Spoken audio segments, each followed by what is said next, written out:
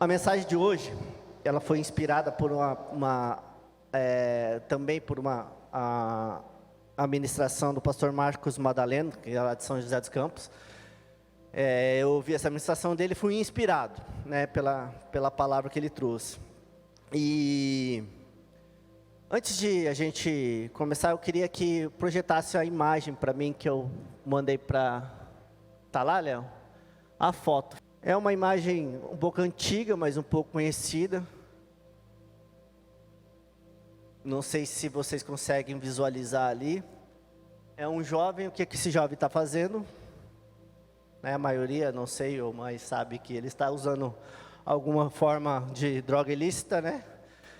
Alguém sabe quem está nessa foto? Quem é esse rapaz? Não é o Vini, o Samuel falou, parece o Vini. Não é o Vini, tá? Não é o Vini. Na natação, quem pode? Michael Phelps.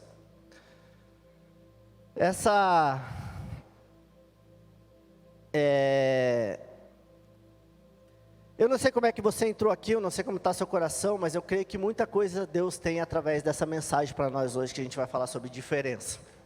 Tanto para você quanto para mim, né? E eu sei que Deus, Ele pode fazer coisas extraordinárias nessa noite aqui, amém? Ele pode fazer coisas sobrenaturais na minha vida, na sua vida, ativar áreas da sua vida que você às vezes nem está lá, está apagado, ou às vezes que você nem sabia que existia, mas ela pode ativar uma área da sua vida nessa celebração dessa noite, amém? Em nome de Jesus, eu creio nisso, creio que Deus vai fazer, assim como Ele fez na vida do pastor Rick Warren. O pastor Rick Warren, ele é o autor de um dos livros que mais vendidos, né, na atualidade. Ele já vendeu mais de 32 milhões de cópias. O livro se chama Uma Vida com Propósito. Eu já tive a oportunidade de ler, acho que alguns de vocês já tiveram a oportunidade de ler. E este livro, né, é isso, quando a gente fala dos maiores, pode tirar a foto, né, mas dos maiores atletas olímpicos da atualidade, acho que o primeiro nome que vem na sua... Se eu falasse assim, antes de mostrar a foto, qual que é o maior atleta olímpico da atualidade, você já ia pensar, Michael Phelps, né? E quando a gente fala nesse, né, Michael Phelps, a gente tem, qual a imagem? A imagem de um vencedor, a imagem dele ganhando várias e várias medalhas olímpicas, não aquela imagem que apareceu na foto. E o que tem a ver o pastor Rick Warren, o livro Uma Vida com Propósito e o Michael Phelps? Eu vou ler um relato que o próprio Michael Phelps deu à revista ESPN no ano de 2016, né? O título da notícia era assim: nos dias atuais, nadador Michael Phelps é citado como atleta olímpico mais condecorado de todos os tempos, com 26 medalhas conquistadas, sendo 22 delas de ouro, né, em 5 Olimpíadas. Mas em setembro de 2014, ele chegou a pensar em suicídio, né, segundo revelou a revista norte-americana ESPN em sua edição de 18 de julho de 2016.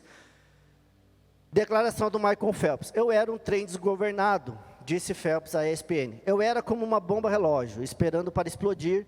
Eu não tinha autoestima. Houve momentos que eu não queria estar aqui. Aquilo não era bom. Eu me sentia perdido. Foi nessa mesma época que os jornais e sites publicaram uma foto sua consumindo drogas. Ele também havia sido preso 2 vezes em 10 anos por dirigir alcoolizado. Inverter o meu papel aqui. Deixa eu me achar aqui.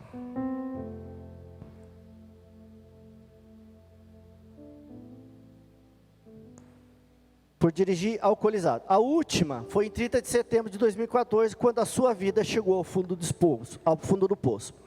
Os dias que se seguiram foram vividos por Phelps, principalmente em seu quarto, em sua casa de Baltimore, pensando em suicídio. Michael Phelps se trancou, depois dessa foto, se trancou no seu quarto e lá ficou pensando em suicídio. Naquela época, Phelps disse que estava pensando: esse é o fim da minha vida. Quantas vezes eu fiz besteira? Talvez o mundo seria melhor sem mim. Isso é uma declaração dele à revista. Phelps disse que se isolou, não comia e quase não dormiu durante pelo menos 1 semana, enquanto ele continuava mantendo a ideia de se matar. Mas então seu amigo cristão de longa data, o astro da Liga de Futebol Americano Ray Lewis, o ajudou a sair daquela situação depressiva. Lewis chamou seu amigo Phelps e lhe disse: este é o momento em que lutamos, é o momento que nosso verdadeiro caráter se mostra, não desista. Se você desistir, todos nós perdemos. Lewis convenceu Phelps a procurar ajuda no Meadows, uma clínica de reabilitação comportamental próximo de Phoenix. Phelps atendeu o conselho de seu amigo e deu entrada na clínica de reabilitação carregando um livro que ganhou de Lewis. Uma Vida com Propósito, escrita pelo pastor Rick Warren. Depois de ler o livro por alguns dias...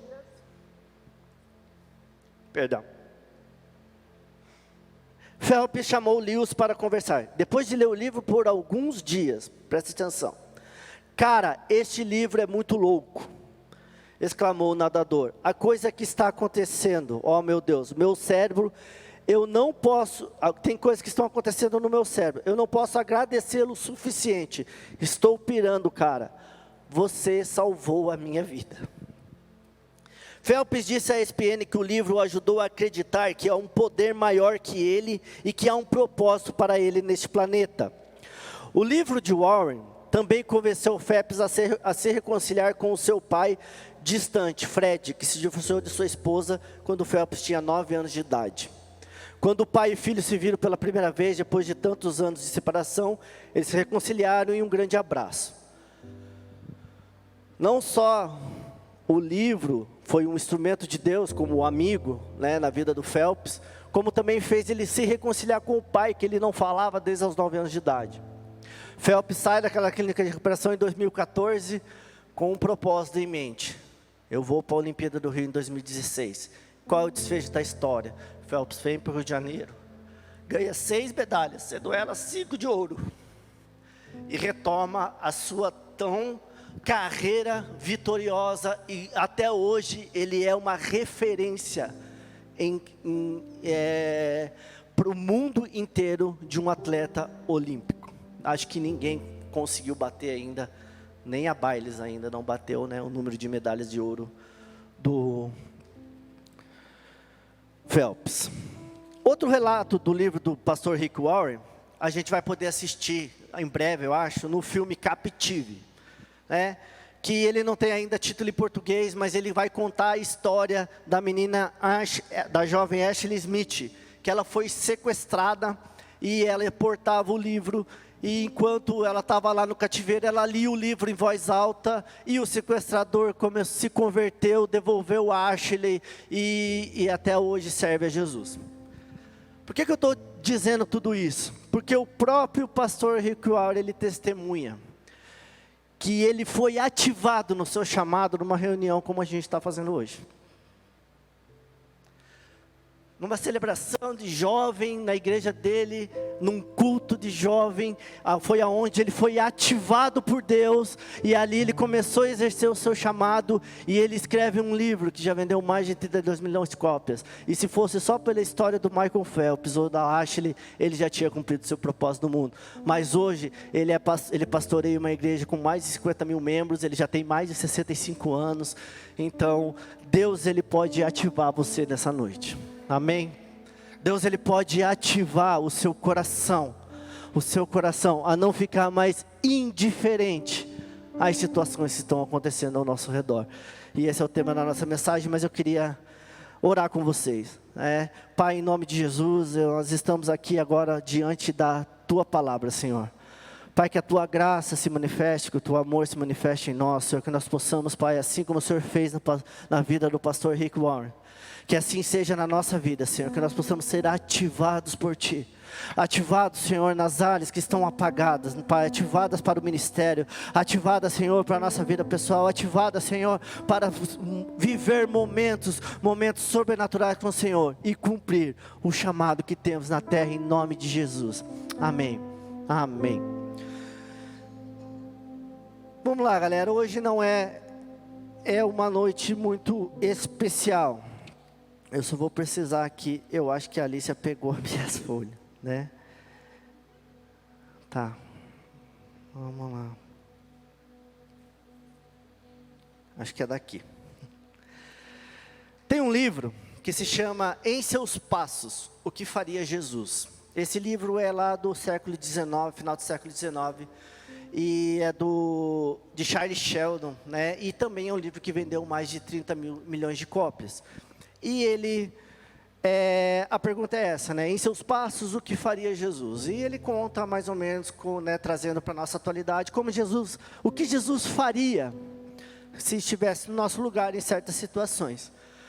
Mateus, queria ler com vocês Mateus capítulo 18, versículo 18, vamos ouvir o que Jesus falou a respeito do que ele fez. Digo a verdade, tudo que vocês ligarem na terra, terá sido ligado no céu, e tudo que vocês desligarem na terra, terá sido ligado no céu. Jesus, ele não só fez muita coisa, né? Assim como é o título do livro de Charles Sheldon, o que Jesus faria, mas também ele desfez muita coisa. E é nessa linha de pensamento que eu quero caminhar nessa noite com vocês, para que a gente possa pensar o que Jesus desfaria. Ou, trazendo para uma linguagem mais jovem, o que Jesus cancelaria nos dias de hoje. O que ele cancelaria?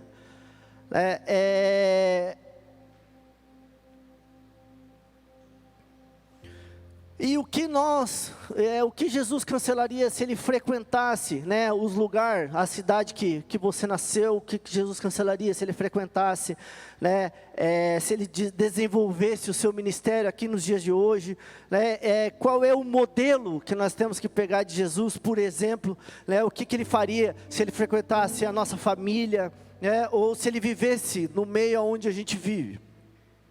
Eu queria que você pensasse nisso, começasse a pensar nessa direção, né? O meio onde eu vivo, o que Jesus desfaria aqui nesse meio, o que Jesus ele cancelaria dentro da minha casa, que atitude ele cancelaria.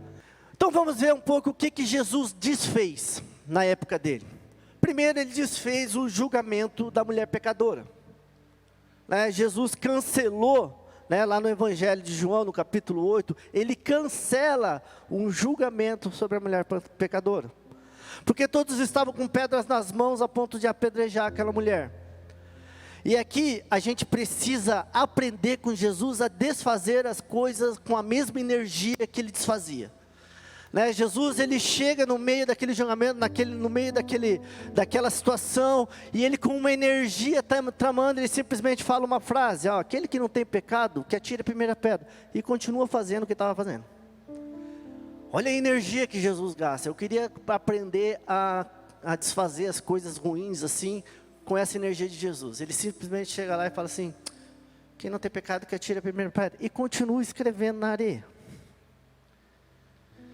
E aqui a gente vê a sabedoria de Jesus para cancelar as coisas. E ele cancela aquele julgamento, ele desfaz o julgamento de toda uma sociedade em cima da mulher pecadora.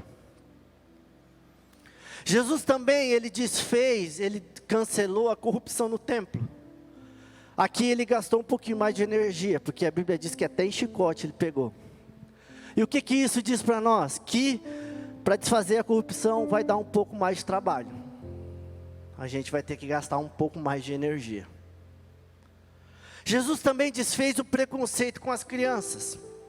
Os próprios discípulos de Jesus, eles impediam as crianças de chegar próximo a Jesus. E Jesus desfaz isso, Jesus cancela esse preconceito com as crianças. Ele fala, não, deixa vir as criancinhas, porque o reino de Deus é das crianças.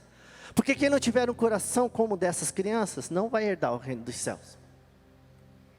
Jesus também, ele cancela o machismo.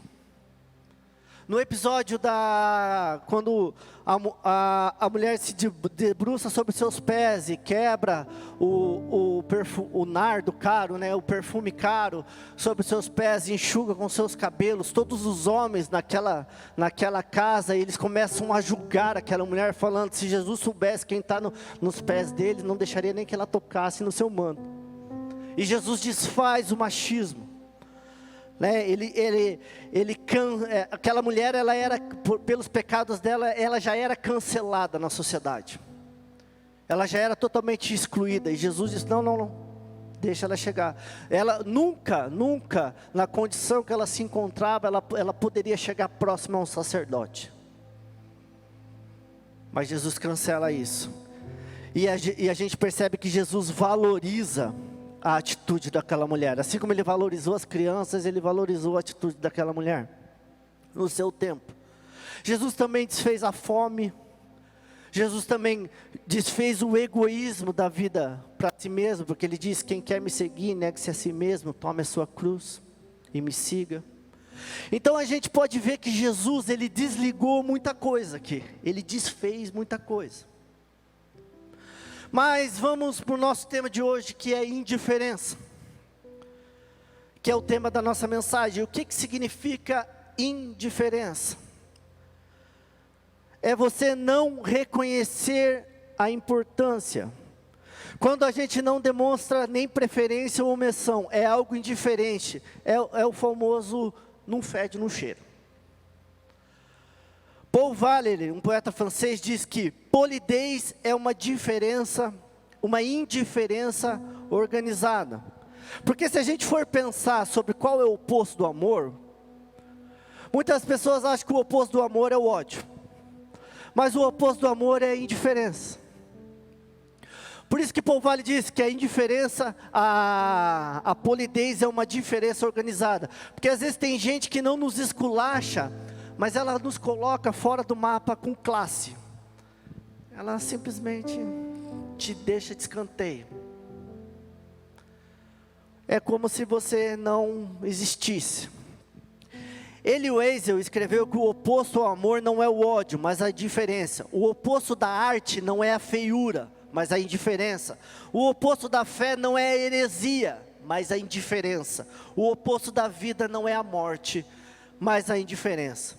Então, pensando assim, que o oposto do amor não é o ódio, mas a indiferença, a gente consegue entender de que quem é que se importa? É aquele que fica bravo ou aquele que não liga mais?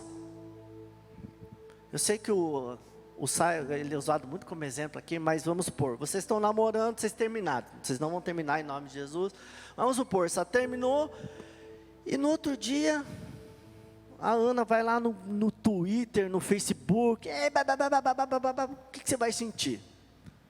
Que ela ainda se importa, né? Que ela está com raiva de você, mas que ela está se importando, agora está lá, mas vamos supor que vocês terminem, e a Ana... Como é que você vai se sentir? Não me ama mais, né? E isso, ele ilustra isso, que o oposto do amor é o ódio. Porque quando a gente odeia, é porque a gente ainda se importa. Porque quando a gente ainda se preocupa com as atitudes das pessoas, é porque você ainda está se importando. Por isso, filhos, filhas, enquanto o seu pai está te cobrando e te confrontando, e te ensinando o caminho, falando, cara, não, é porque ele ainda se importa com você.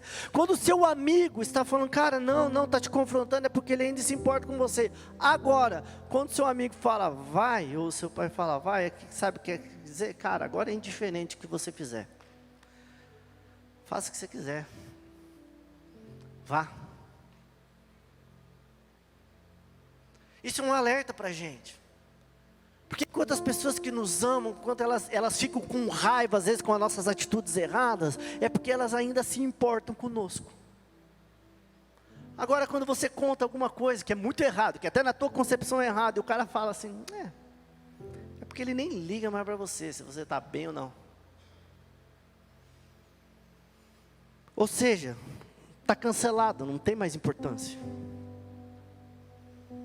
Quando a gente é indiferente é porque zerou no nosso coração. Aquela pessoa morreu. É como se ela tivesse morto.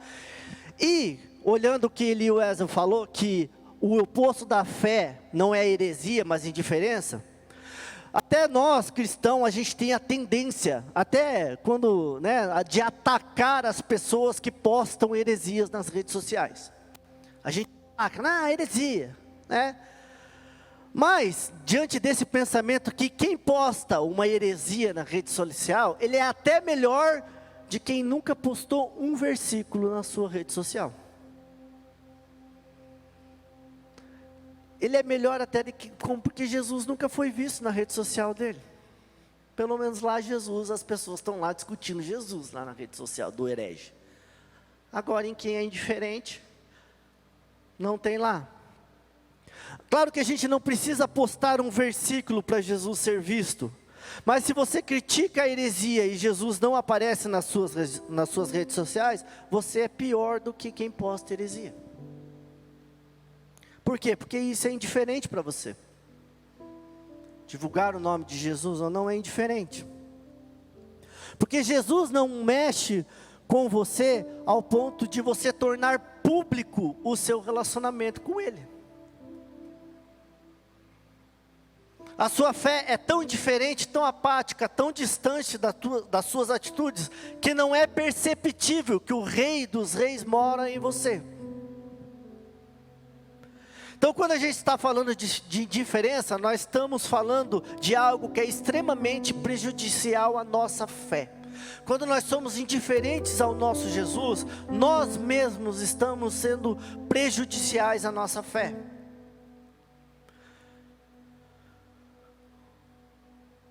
O termo mais famoso nas redes sociais em 2019 foi cultura do cancelamento. Esse foi o termo mais famoso usado, a hashtag mais famosa em 2019. Teve muita gente, muitos famosos que eles foram, que depois deles serem cancelados, eles nunca mais tiveram a chance de se redimir ou até de agendar um show, tanto no meio secular quanto no meio gospel. É o que tem acontecido cada vez mais dentro da nossa geração. É essa cultura da intolerância com os intolerantes. Eu sou intolerante com o intolerante. E aí, cada dia isso me faz a ser mais intolerante. Qualquer coisa me fere, qualquer coisa é motivo para me cancelar, qualquer coisa é motivo para me excluir. E uma pesquisa sobre o consumo, mostra que os novos consumidores buscam cada vez mais verdades e transparência. Essa é uma característica da geração Z. A geração Z é aquela geração que ela procura mais verdade e transparência. Quanto mais a pessoa for verdadeira e transparente, mais ela vai seguir, mais ela vai acompanhar, mais ela vai promover essa pessoa. Mas, em contrapartida, é a geração que mais reclama de produtos nas redes sociais, no Twitter, nos grupos de elogios e reclamações, porque tem essa característica. E muitas vezes essa intolerância, às vezes por uma coisa mínima, eles acabam destruindo o sonho ou até a fonte de renda de uma família inteira, por às vezes um comentário mal feito, que seria muito simples de ligar lá para o gerente ou para o proprietário e falar: cara, olha, recebi um lanche frio aqui. Quem trabalha no comércio sabe, Deus o livre se postarem alguma coisa, O João deve ver, Eu acho que a preocupação hoje do empresário é isso. Se você fizer uma reclamação hoje no Twitter, as grandes empresas, se você fizer qualquer coisa e citar o nome da empresa, alguma reclamação, em questão de horas, a empresa já te responde. Pelo menos as grandes empresas, ela já vai te responder e já vai querer solucionar o seu caso. Porque ela sabe a devastação que isso causa.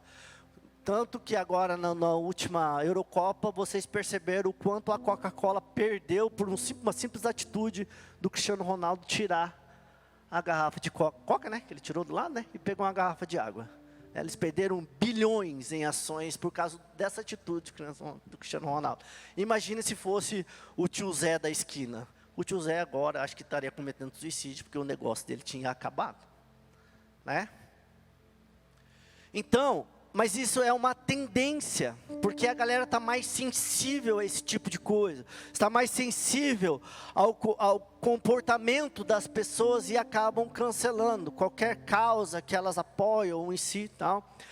E tem alguns comportamentos, que sim, de pessoas que, claro, a gente tem que deixar de seguir. Por quê? Porque o fato da gente seguir alguém, ou da gente... Estou falando um pouco de rede social agora, mas quando você se você entrar lá no meu perfil e ver as pessoas que eu sigo, isso vai dar a entender que a gente se identifica com aquelas pessoas, que, né, dependendo de quão famoso seja a pessoa que você admira, e as pessoas, elas olham para ele, elas se baseiam em nós pelas pessoas que seguimos, né, que a gente se identifica com ela, que ela fala e com o que ela faz. Então, como que eu vou seguir alguém que eu não seria amigo se ela fosse próxima a mim? Então, às vezes, realmente, a gente precisa deixar de seguir, porque se eu não me identifico com o que ela faz, ou com o que ela fala, ou com o que ela promove, então eu devo realmente deixar de seguir. Porque às vezes, a pessoa vai lá, posta 1, 2, 3 vezes algo que eu não concordo, ou que eu não me identifico, então, né, ou que vai até contra a fé que eu professo. Então, realmente, por que eu vou continuar seguindo essa pessoa? E hoje em dia, quando as pessoas olham, grupo de pessoas que eu sigo, eles vão ter uma ideia de quem eu sou, né? Então faz sentido a gente parar de seguir. Mas indo um pouco mais profundo, será que Jesus cancelaria, ou, né, a chance de alguém ser redimido? Será que Jesus faria isso?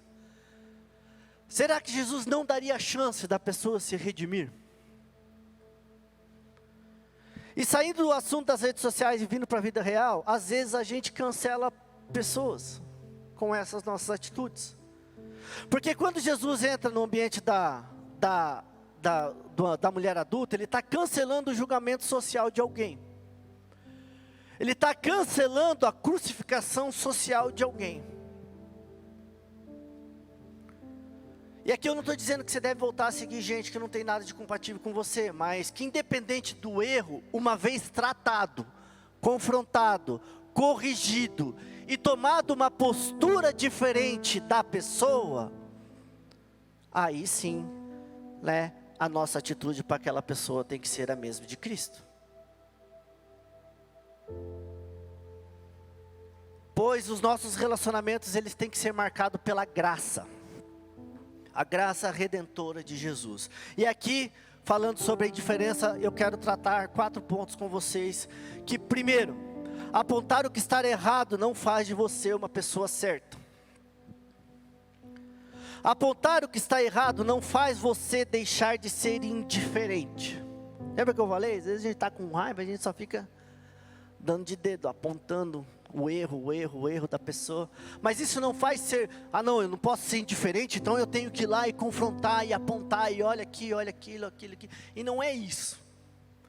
Não é apontar o que está errado que faz a gente ser indiferente. Porque a grande questão não é com o que eu sou contra, mas a grande questão é o que eu sou a favor e quais são as minhas atitudes em relação à situação. As minhas atitudes, elas têm que ser a mesma de Cristo. Qual é a minha contribuição para aquele momento? Como eu estou contribuindo na vida do meu próximo? Quando ele erra ou ele faz algo de errado, o que eu contribuo? Com o que eu estou ajudando? O quanto de coração eu estou colocando dentro daquela situação? O quanto de solução eu estou colocando dentro daquela situação? Não sei vocês, mas eu odeio quando eu erro e eu sei que eu estou errado, a pessoa fica falando... Não, que eu errei, eu já sei, agora só me ajuda a sair daqui. O que eu preciso fazer para consertar? O que já está errado? Errou, beleza, né? Eu faço isso sempre quando eu vou assar carne. Eu sempre erro, toda vez, e ninguém me ensina. Não, cara, você tem que fazer assim. Por isso que eu não faço churrasco, galera. Eu não faço, para muita gente, né? Mateus 7,3 diz, por que você repara no cisco que está no olho do seu irmão, mas não se dá conta da viga que está em seus próprios olhos? Nós somos muito rápidos em apontar o cisco do olho do irmão. Mas às vezes a gente está com uma viga. E às vezes a viga não é que a gente está tendo uma vida errada. Às vezes a viga não nos deixa enxergar como Cristo agiria na vida do nosso próximo. Deixa nós cegos. Segundo ponto, gritar uma causa não é o mesmo que ter uma ação. Tiago 2,26, assim como o corpo sem espírito está morto, também a fé sem obras está morta. E aqui eu quero entrar um pouco na questão de indiferenças a causas sociais. Porque eu dizer que eu apoio uma causa não desfaz a minha indiferença. Eu me importo mesmo com os que se perdem, com os que se desviam do caminho, com os menos favorecidos da sociedade. Eu me importo com os vulneráveis, com a injustiça, com aqueles que sofrem, com os seus amigos a qual caminho estão trilhando. A gente professa aqui, a gente abraça a causa de Jesus. A grande questão é que quando a gente abraça uma causa, ou quando a gente realmente se importa, não é dizer que eu acho legal, ou que eu curto aquela onda, ou que eu curto quem está fazendo, mas realmente eu ter uma ação efetiva em relação a isso.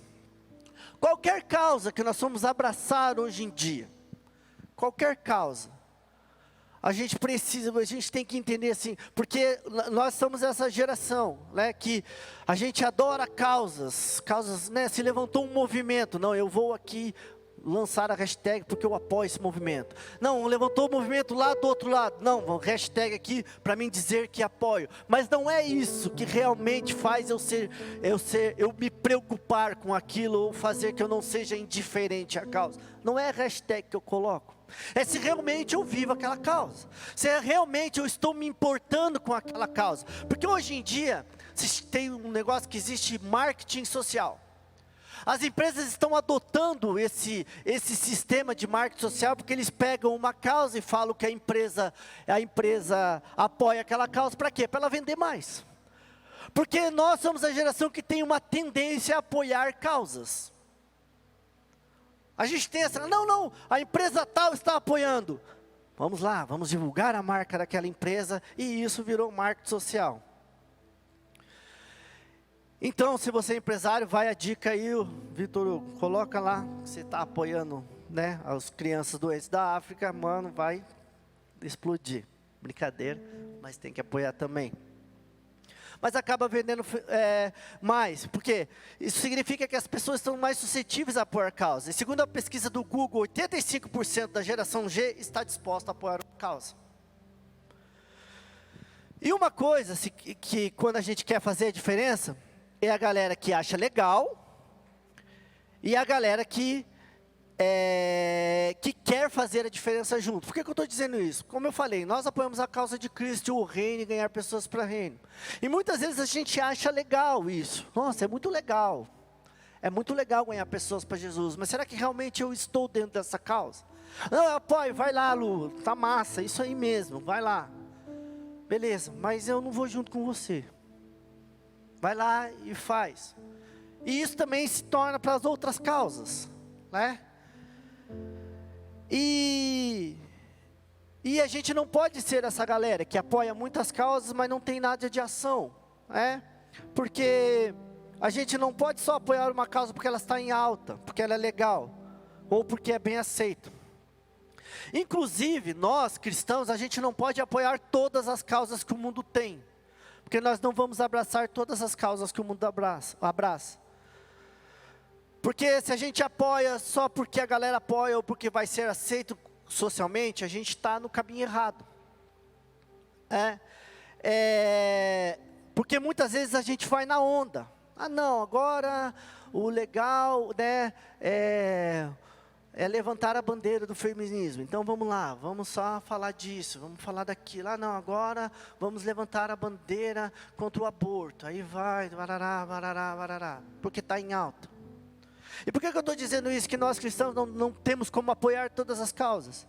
Teve um jogador na NBA agora, há pouco tempo, que tinha uma manifestação de apoio dos atletas, de todos os atletas do mundo, e ele não apoiou junto, e ele foi crucificado por isso. Como que ele não apoia, ele sendo negro, não apoia uma causa contra o racismo? E ele deu a seguinte declaração, que ele não apoiou a causa por causa do conjunto da causa. Porque o conjunto todo feria valores dele.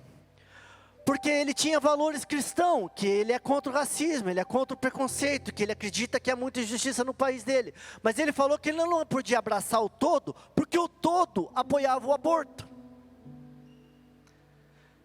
Então, o todo apoiava outras questões que iam de contra a fé que ele professava. Por isso ele não entrou na onda. Por isso que muitas vezes quando se levanta uma bandeira ou uma causa, a gente tem que olhar o todo. O que esse todo apoia? E aí sim a gente entra na causa. Então não é simplesmente a gente gritar uma causa hype, mas sim sobre a gente entender qual que é o nosso papel como cristão naquela causa. Nós somos cristãos. A gente tem que ser mais semelhança de Jesus.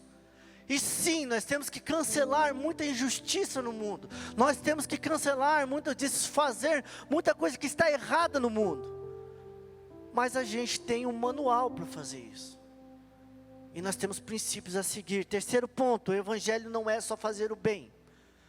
1 Timóteo 1, versículo 15, essa afirmação é fiel e digna de toda aceitação. Cristo Jesus veio ao mundo para salvar os pecadores, dos quais eu sou o pior. Paulo aqui está falando que Jesus tinha uma missão no mundo. E a principal missão de Jesus foi salvar pecador. E aqui eu quero falar um pouco de ação social, porque a ação social ela é muito importante. Porque é incoerente a gente dizer que ama a Deus e a gente não ajuda quem precisa. É incoerente eu declarar que eu creio em Jesus e eu não cuido daquele a quem Jesus cuidaria. Vocês estão comigo aqui que a gente está falando de indiferença às causas, né? Beleza. Mas, e aqui eu quero falar um pouco do nosso projeto Maná. Vou falar um pouco de ação social. Nós aqui na Igreja Ceifa, nós temos um projeto que faz ação social, que se chama Projeto Maná. O Projeto Maná no último mês, já tem mais de 4 anos, acho, o Projeto Maná, mas no último mês ele atendeu mais de 80 famílias. A gente arrecada cestas básicas todos os meses, através das nossas células, através de apoio de empresários. Mês passado foi arrecadado 90 células, segundo o Gilson, 90 cestas, segundo o Gilson me passou. E o Projeto Maná tem atendido famílias que estão passando necessidade, tem atendido projetos sociais, como a Turma do João, tem 2 casas de recuperação que foram atendidas esse mês. Então, quero dizer para você, se você gosta, se você é dessa geração que gosta de apoiar a causa, apoie o Projeto Maná. Isso é uma ação da nossa igreja, uma ação social da Igreja Ceifa. Tá? Mas desfazer a indiferença não é reduzir o evangelho a somente cuidar dos pobres. Porque hoje, a gente tem essa, principalmente a nossa geração que luta contra a injustiça. Daí, às vezes a gente vê o cara lá comprando um carro de 200 mil e a gente fala, nossa, ele podia ter ajudado muita gente. Nós temos, nossa, a igreja tal, não sei o que, arrecadou não sei quanto, nossa, mas podia. A questão é que a gente não pode reduzir o evangelho somente a isso. Jesus ele falou, olha, os pobres eles sempre vão estar com vocês, sempre. Quando ele falou no episódio da mulher que quebrou o perfume nos pés dele, um perfume caro, os homens criticaram aquilo. E ele fala assim, eu nem sempre estarei com vocês. O noivo nem sempre estará com vocês. Mas ele está falando ali de alguém que percebeu o momento espiritual. Cara, o noivo está aqui. E eu vou dar o meu melhor para ele. E aquela mulher fez isso. E se a gente lembra, no ministério de Jesus, eles faziam uma arrecadação para ajudar os pobres. Judas, ele era o responsável em cuidar da bolsinha, dos donativos que eles arrecadavam para ajudar os pobres. Jesus fazia isso. Jesus tinha dentro do seu ministério. Porque Jesus, ele era atento a esse tipo de coisa, às causas. Porque ele cumpria toda a lei. E a lei é cheia de lembranças e mandamentos para a gente cuidar de quem? De quem que nós temos que cuidar? A verdadeira, a religião imaculada é o que? Cuidar de quem?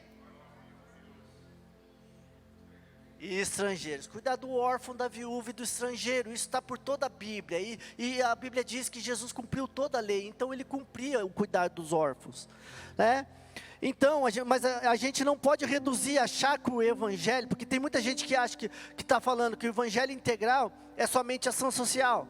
Mas se eu reduzo o evangelho a somente ação social, ele não é mais integral. E o que eu estou querendo dizer com isso? Porque a gente tem que cuidar, porque muitas vezes a gente acha que o evangelho é abraçar causas e causas e causas, que a gente tem que cuidar de tudo, né? Mas, né, a gente aprende que aqui, aquela mulher naquele episódio, ela quebra o nardo puro, e ela está adorando. E isso também me faz lembrar lá o episódio do jovem Eutico. O jovem Eutico, ele está num culto, com Paulo pregando, está na casa, e o jovem Eutico, ele está lá na janela. Provavelmente, se tivesse celular naquela época, ele ia estar assim.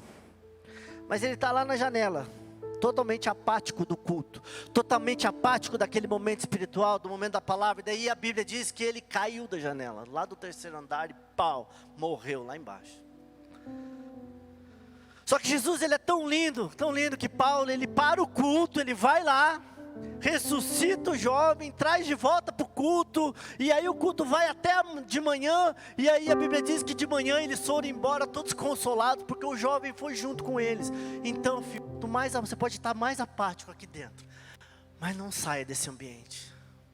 Valorize esse tempo, momento espiritual. Como eu disse no começo, você pode ser ativado aqui em coisas extraordinárias na sua vida, porque Jesus, o Espírito Santo, quer fazer isso através da sua vida, né? O Eutico, ele ia para lá somente para uma participação no culto, mas não para ter uma experiência sobrenatural, uma experiência nova com o Senhor. Isso nos mostra a atitude que temos que ter. Quando nós vemos para a celebração, a gente não vem somente para participar de um culto. A gente fala, não, eu vou lá porque eu quero ter uma experiência nova com Jesus. Nem que eu precise cair da janela, morrer e Ele vem e me ressuscite. Amém? Último ponto, amar o próximo é parte do grande mandamento de Cristo. Se alguém afirmar eu amo a Deus, mas odiar o seu irmão é mentiroso, pois quem ama seu irmão, a quem vê, não pode amar a Deus a quem não vê. 1 João 4,20. E aqui eu quero abordar um ponto que pelo menos para mim nunca foi abordado em relação a esse texto, esse versículo. A gente já está caminhando para o final. Muitas vezes a gente lê esse versículo quando se fala em relação a perdão.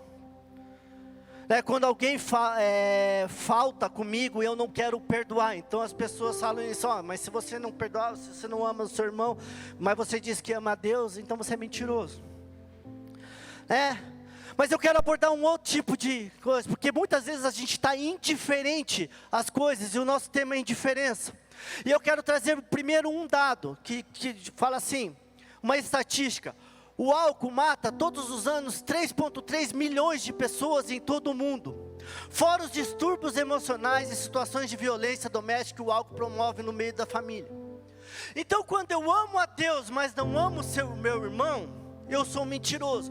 Mas muitas vezes eu amo a Deus, eu falo que amo a Deus. E aí eu me deparo com uma notícia dessa. O álcool mata todos os anos 3,3 milhões de pessoas por ano, em todo o mundo. E quando eu me deparo com uma notícia dessa, eu fico indiferente a ela. O que eu faço?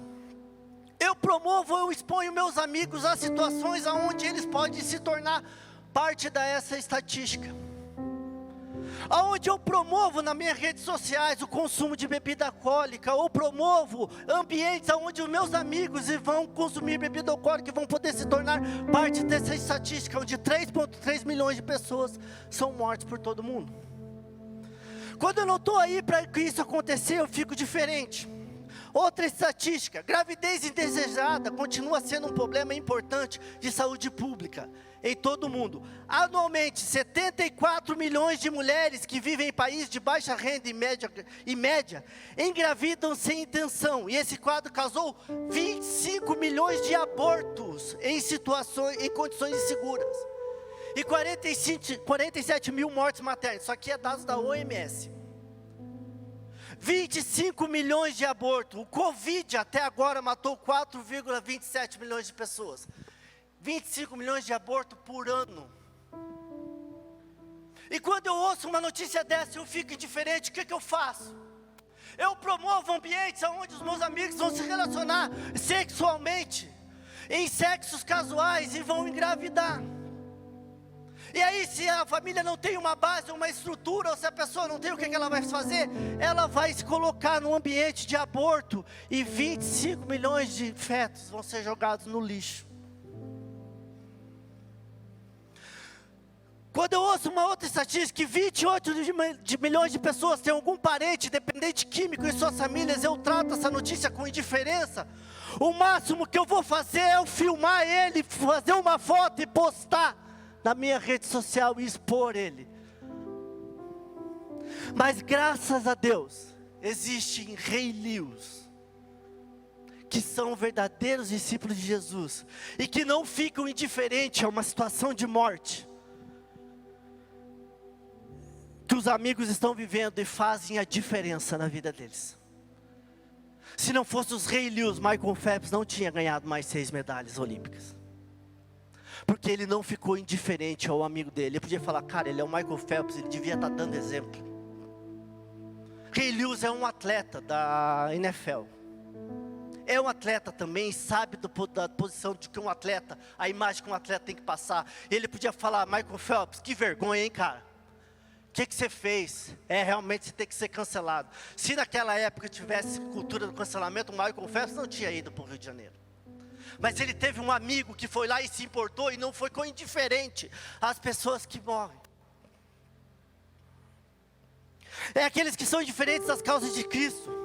As pessoas que não são indiferentes às causas de Cristo, eles chamam a responsabilidade para si, para transformar o mundo. Porque quando a gente vê a multiplicação dos peixes lá em Marcos 6, a gente vê, os discípulos vêm para Jesus e falam, olha, o povo está com fome. Jesus fala o que para eles? Vão lá e dê vocês de comer para eles. É isso que Jesus faz. Vão lá e vão, então, não é, vão lá para César, vai para o governo. Não, vão vocês e dê de comer para eles. Façam vocês algumas coisas. E eu tenho certeza que Deus vai capacitar muito a gente aqui para alimentar quem precisa. Porque quem vai resolver o problema do Brasil não é a direita e não é a esquerda, é os discípulos de Jesus Cristo, e é os reis dos reis, o Senhor dos senhores, é esses que vão resolver o problema do Brasil. Nós podemos resolver, nós que somos cristãos demonstrando isso na prática. Todo cristão que tem Jesus se movendo nele, onde ele deixa de viver para si mesmo e vive a causa de Cristo, aí não seremos só um povo que faz culto. Pode subir, galera. Nós seremos um povo que vai evangelizar quem precisa, começando com nossos amigos, vencendo a indiferença espiritual, ajudando os necessitados a vencer a indiferença social, quem ajuda aqueles que precisam de oportunidades. O cristão pode fazer a diferença na vida das pessoas. Só um cristão genuíno consegue enxergar nas pessoas a oportunidade de alguém crescer e transformar a realidade da sua casa. Nós precisamos acreditar nisso, que isso é verdade. Esse é o nosso desafio. Nós vemos movimentos, há um tempo atrás a gente se viu um movimento das igrejas se levantando contra o aborto daquela menina de 10 anos que foi estrupada por 4 anos pelo tio. Eu entendo sim que nós temos que falar contra o aborto, mas eu entendo mais que a gente deve começar a fazer a diferença no nosso meio, porque se tivesse um cristão verdadeiro, eu fico me perguntando como que pode? Será que um vizinho cristão não conseguiu alcançar aquela família? Será que um professor cristão não percebeu o comportamento daquela menina e não ajudou aquela menina? Será que uma igreja de perto nunca talvez conseguiu evangelizar aquela família para que mudasse aquele quadro e aquela menina não tivesse que passar por isso? Eu não posso simplesmente levantar uma bandeira sobre abuso, porque muitas vezes alguém vulnerável está perto de mim e eu não faço nada. Mas eu tenho certeza que aqui vão se levantar cristãos apaixonados, que são mestres feitos por Deus, com mestres cheios do Espírito Santo, que vai ser um professor para estar perto de famílias como aquela e mudar o quadro e a realidade das famílias do nosso Brasil, em nome de Jesus. Eu creio que daqui desse meio vão se levantar cristãos cheios do Espírito Santo, que vão agir em todas as áreas da sociedade e vão alcançar os vulneráveis alcançar crianças que estão em situação de risco, mulheres que estão em situação de risco, e vão mudar amigos que estão enfiados na dependência química, e vão tirar e mudar o quadro, e transformar as famílias em nome de Jesus. Se coloque de pé.